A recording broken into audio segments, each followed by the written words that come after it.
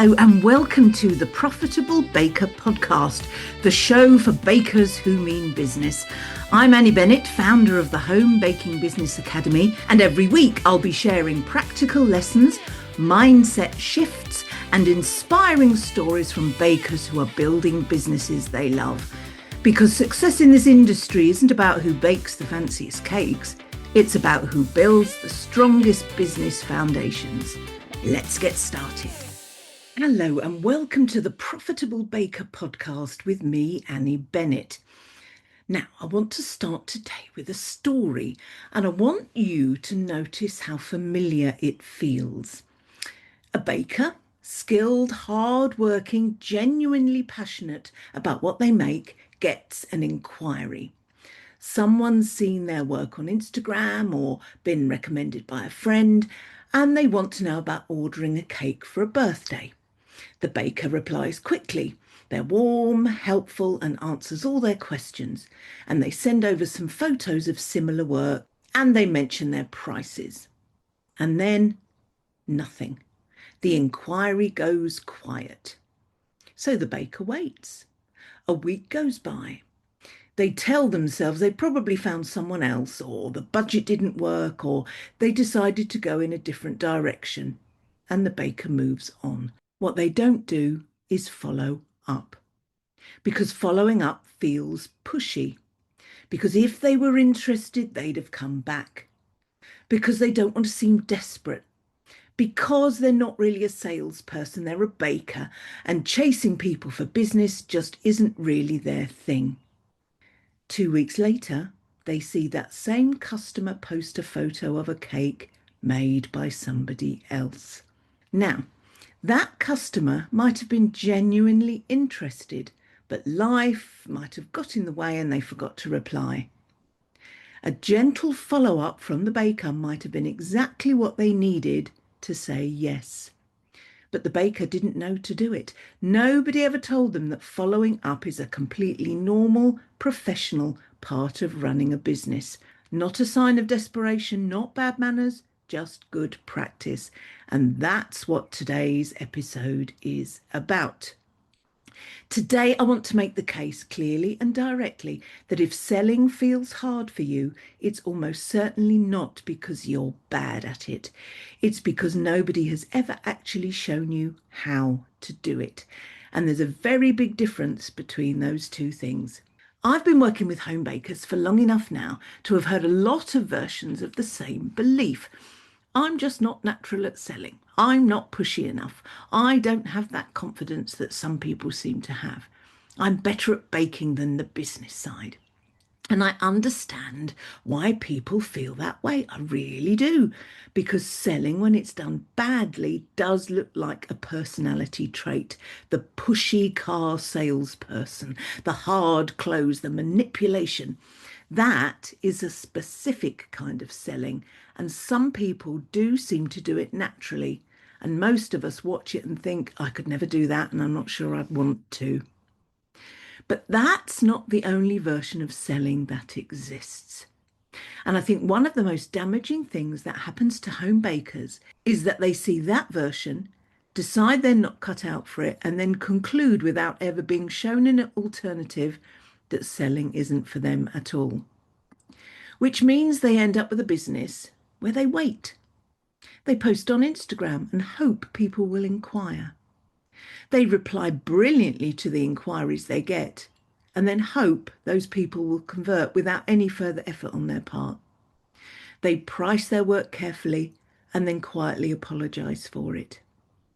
And when it doesn't convert at the rate it should, they assume the problem is them, their personality, their temperament, some innate quality they either have or don't. But the problem isn't them. The problem is that no one ever showed them what selling actually looks like when it's done in a way that feels honest and human and completely in line with who they are. So let me tell you what I think selling actually is when it's done well in a small, values-led business like yours. Selling is helping someone make a decision. That's it.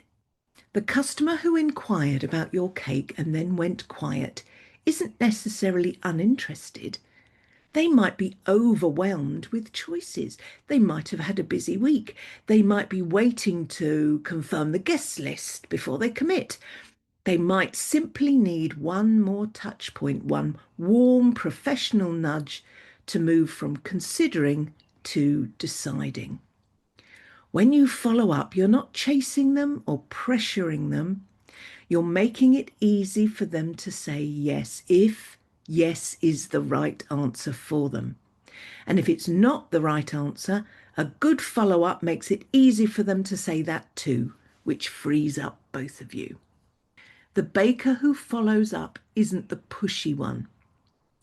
They're the one who's clear about what they offer, confident enough in its value to stay in the conversation, and professional enough to manage their own pipeline rather than leaving it to chance. And that's a skill. And like any skill, it can be learned, it can be practiced, and it gets easier with repetition. You don't need to have been born with it. I want to break down some of the specific things that make up what we call selling, because I think when we name them individually, they become a lot less intimidating. So the first one is responding to inquiries well. Now, this is the area where most home bakers are actually strongest, and it's worth acknowledging when someone reaches out, you know how to be warm, helpful, informative. You know your products. You can answer questions clearly. That warmth is genuinely one of your biggest assets. But responding well also means being clear about what you need from them. Not just answering their questions and then leaving the ball in their court with no direction at all. At the end of a good inquiry response, there should be a next step. A question they need to answer, a decision they need to make, a time frame they need to consider. Something that keeps the conversation moving rather than leaving it to drift. Saying, let me know if you'd like to go ahead is not a next step, it's a hope. So, what would a next step sound like? Something like, I have your date available. Could you confirm so I can hold it? That's a question with a clear action attached to it, and it moves things forward. The second thing is following up, which we touched on at the start, but I want to come back to because I know it's the one thing that causes the most discomfort. Here's what I want you to know about following up. A follow-up after an inquiry has gone quiet is not pushy, it's professional. It's what any business does when a potential customer has shown interest and then not come back to them. The follow-up doesn't have to be long. Doesn't have to be clever, it just has to be warm and human and low pressure. Something like, just checking in to see if you had any more questions or if there's anything else I can help with. I still have availability for that date if you'd like to go ahead. That's it. Just the two sentences, no pressure, no urgency manufactured from nowhere and no guilt. Just a gentle reminder that you're there and you're available and an easy route back into the conversation if they want to take it.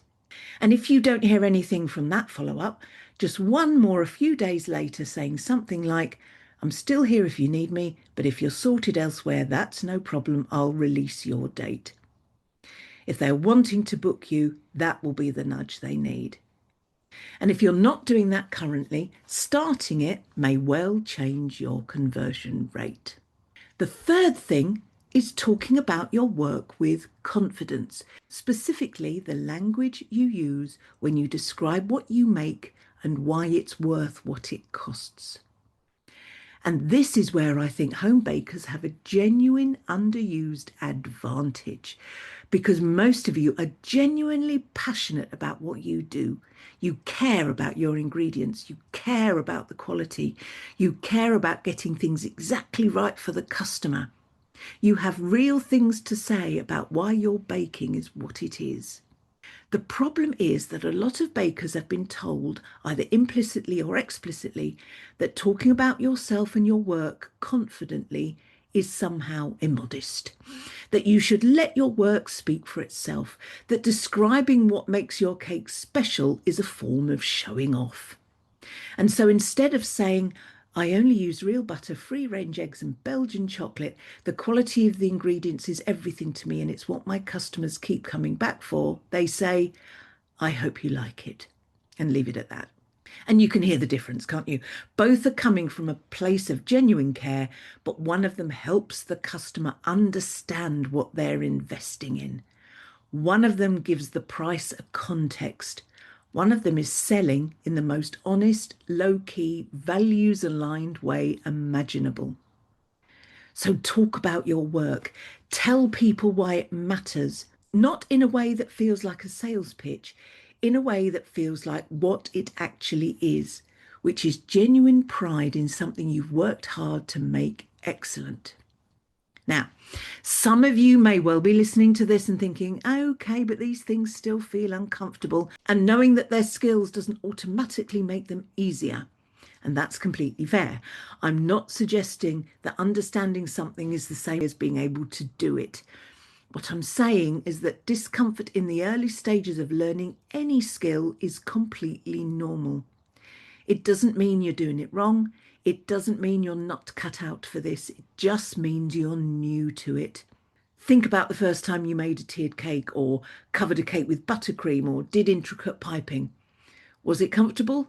Was it effortless? No, it probably wasn't. It took practice and it felt awkward at first, and gradually, through doing it repeatedly, it started to feel more natural. And selling is the same. The baker who finds it easy isn't a different kind of person to you. They're usually just someone who's been doing it longer, who had someone show them early on that it was okay to do it this way. That's all. You can learn this. You are learning this right now by understanding what it actually involves rather than the version of it that's been putting you off. And I want to give you one specific thing to take away from today. Think about your last 3 inquiries that didn't turn into bookings. The people who got in touch seemed interested and then didn't come back to you. Did you follow up? If the answer is no, then your one thing is this: write that follow-up message right now or today or at some point before the end of the week. Not a long one, 2 or 3 sentences, warm, low pressure with a clear next step. The one where you genuinely think there might still be an opportunity there. The one where the inquiry felt promising before it went quiet. Write that message. Now, if it's not too late, send it. See what happens. Obviously, you're not going to do that if the message was 3-4 months ago. It's too late now. But write the message anyway. Then notice how you feel after you've done it, particularly if you actually send it. Because I think you'll find it feels a lot less significant once it's done than it did in the imagining of it. It usually does. Before I close, I want to come back to the title of this episode because I mean it really sincerely. You're not bad at selling. You've just never been shown how. And I want to add to that because the flip side of you haven't been shown how is you can be. You can learn this. It's learnable. It's practicable.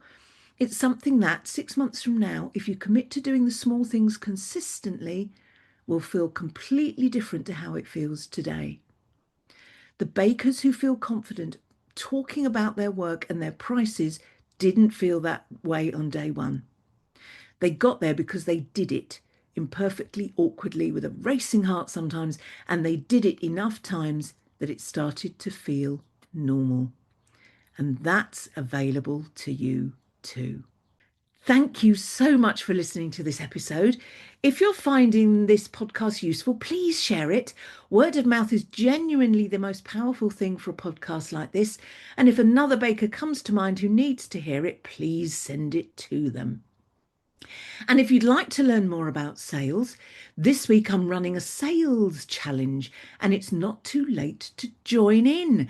It just involves receiving a few tasks via email.